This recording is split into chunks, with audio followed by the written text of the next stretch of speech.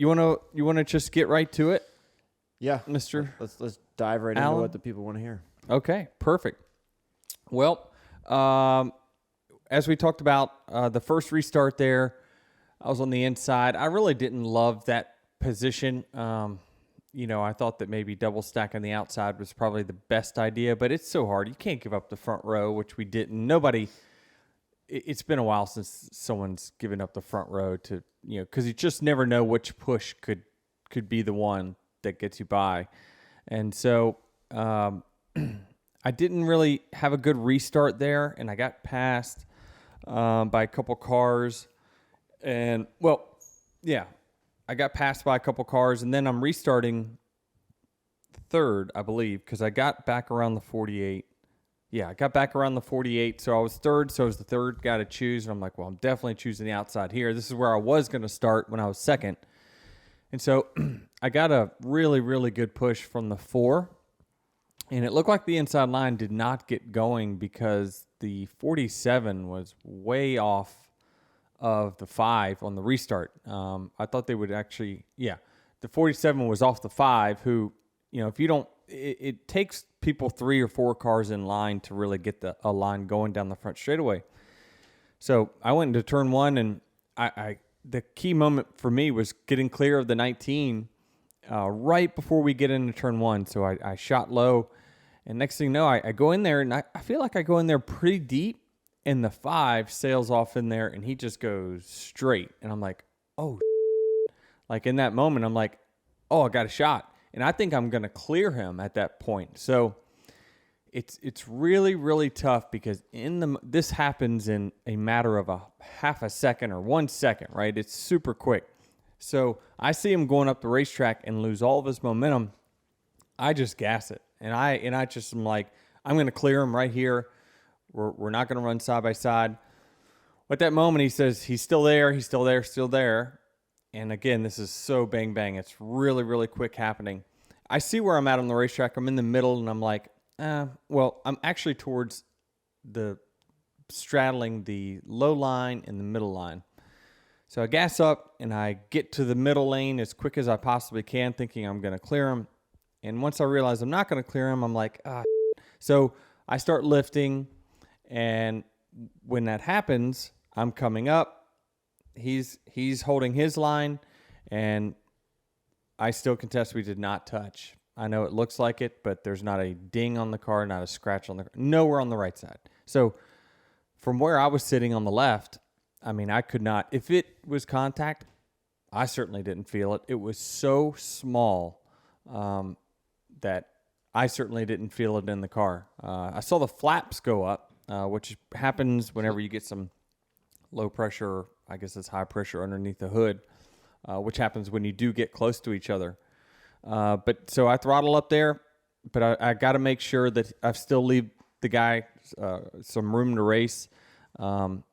He definitely had room up on the high side, but when we get that close to each other, it causes both cars to go extremely tight, which is why we're both lifting, which is why we both lost momentum.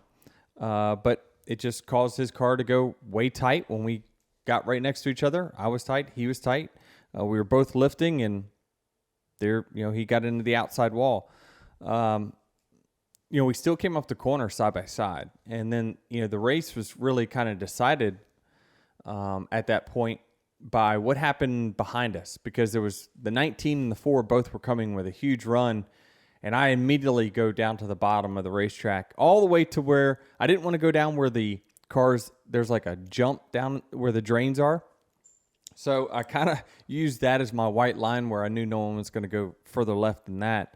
And so it kind of left the 4 and the 19 no choice really but to follow me down there, because Larson kind of had the high line covered at the moment. So, we still came off side by side, which shouldn't be lost in all this. But yeah, it was the push down the back straightaway that I got that cleared me ultimately. But yeah, I wouldn't, let me think how to word this. I didn't love it because it's Kyle Larson. He's a good friend of mine, but also like I wouldn't change anything. I really wouldn't, because I think about the opportunity for me to get 50 for 600 for Toyota, break the record at the track. There's just a lot of factors that goes into it. And you guys mentioned, you and Travis, that like a few weeks ago, you're like, what'd I say? Last week. It was last week? Yeah, last Monday. What'd I Last say, Sunday. Travis? You were just talking about how you really wanted 50, and you're like, maybe I just have to start driving more aggressive. Like, yeah, I'm just gonna drive aggressive. Fuck And then it. you ended it with, just ask Kyle Larson. No, I didn't. Yes, you did. Wow. Irony. Yeah, I mean, I think that I try. It's very, very hard, guys, when it's 1 second. You have 1 second, half a second to 1 second to like make decisions on what you're going to do. But ultimately, I wanted to be aggressive. And so the aggressive part was, I'm throttling up right here and I'm going to clear myself right away. When he didn't get as bad of a, when he didn't bobble as much as I thought, because listen, I can't see him out on the right side.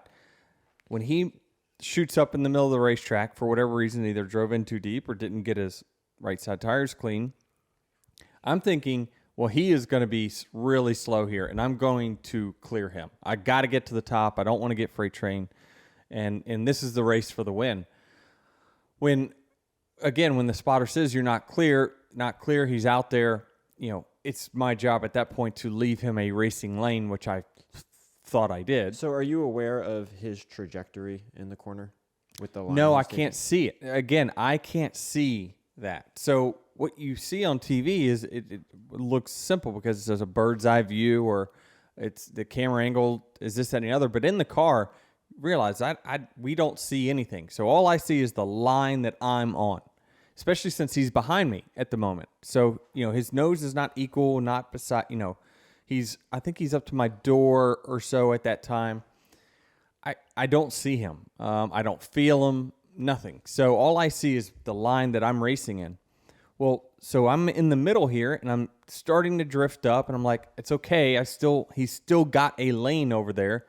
But the closer we get, the more the arrow just takes off of the race car and it makes you go dead right. As we've seen, right? We've seen it with Kyle Larson and Bubba Wallace.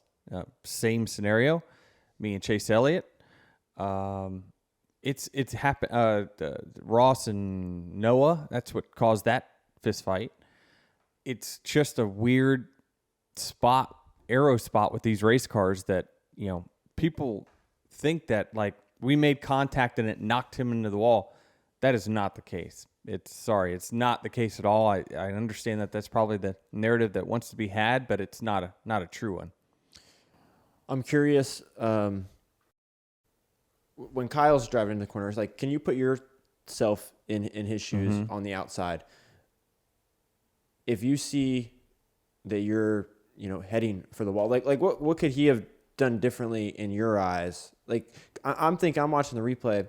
Is when you guys get close, can he not just turn left more and run you down the track? He can't, because again, I put him in an arrow spot where he can't turn his car.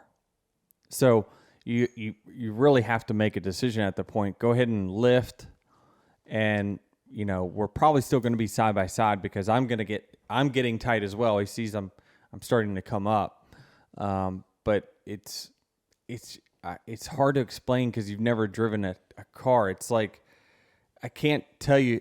I don't know what the numbers are of the amount of downforce that you lose in that particular aero situation, but it is huge. I mean, you lose complete control of your car, which is why you see all the outside cars going dead straight when these situations happen. Was the way you passed him, was that your plan initially on the restart? No. Like, what was your when they throw the green flag in your mind? How are you going to get around the leader? I'm not.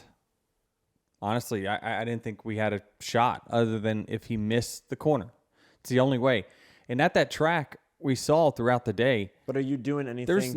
There was no clean pass to be had. Someone was going to have to give way. So if someone wants to fight their position at Pocono, let's throw out any factors coming from behind, draft and stuff like that. the outside person or whoever's in control you can make it probably impossible to pass unless you're willing to just say, like, this guy's faster, got to let him go, or you use someone up. That's just, these next gen cars are so draggy that when you get side by side, the outside guy can just hold you, and you're not going anywhere. So I don't know that there was really I'm just going to go down there, turn left, and clear him and pass him and race him down the back straightaway. Like, wasn't going to happen. I needed him to miss a corner for me to have a shot. I'm asking because, as you said, you have a lot of factors in play here. 7, the record at Pocono, your 50th win, 600 for Toyota, restarting second or on the second row. Surely in your mind, you're thinking, well, what is my only chance to get around these guys? My only chance was to get to second place and then hope he missed a corner, which Kyle's probably not going to miss a corner very often. The only chance is in turn 1.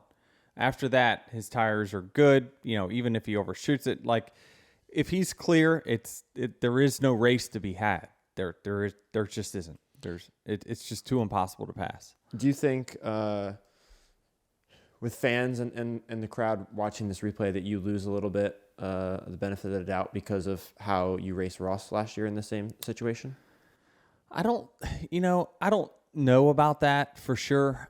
While it might look similar, I had left Ross no choice in that situation. I mean, we didn't make contact either. But yeah, I was up the racetrack quite a bit more with Ross. I definitely had the intent, as you could see through where I entered the corner, to be much lower. But no, it definitely wasn't.